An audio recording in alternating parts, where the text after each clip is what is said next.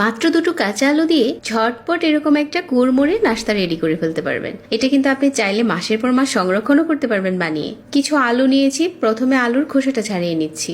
খোসা ছাড়ানোর পর আলুগুলো একবার ধুয়ে নিয়েছি। তারপর গ্রেটারে যে মোটা সাইডটা আছে ওটা দিয়ে খুব ভালো করে গ্রেট করে নিচ্ছি। আলুগুলো যখন গ্রেট করা হয়ে গেছে, এই আলুগুলো পানি চেঞ্জ করে কয়েকবার ধুয়ে স্ট্রেনারে পানি ঝরিয়ে এরকম ছড়ানো একটা ট্রেতে নিয়ে টিস্যু দিয়ে ভালো করে মুছে নিয়েছি। চাইলে এটা ফ্যানের বাতাসে রেখেও কিছুক্ষণ শুকিয়ে নিতে পারেন।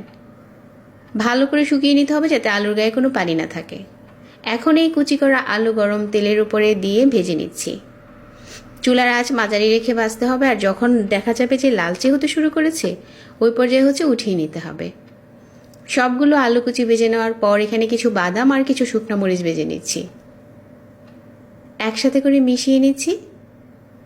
এখন এখানে একটা টেস্টি মশলা বানিয়ে নিচ্ছি। রেগুলার লবণ, বিট লবণ আর লাল মরিচের গুঁড়া। এটা অপশনাল, যদি এটা আপনি রেখে দিতে চান ওই ক্ষেত্রে লবণটা মিশাবেন না, যখন খাবেন তখন লবণ মিশিয়ে খাওয়া যাবে। বিকেলের স্ন্যাক্স হিসাবে, আবার চাইলে যে কোনো অকেশনে সাইড ডিশ হিসেবে ওটা রাখতে পারেন। দারুণ ছিল খেতে আজকের এই কুড়মুড়ে আলু ভাজা।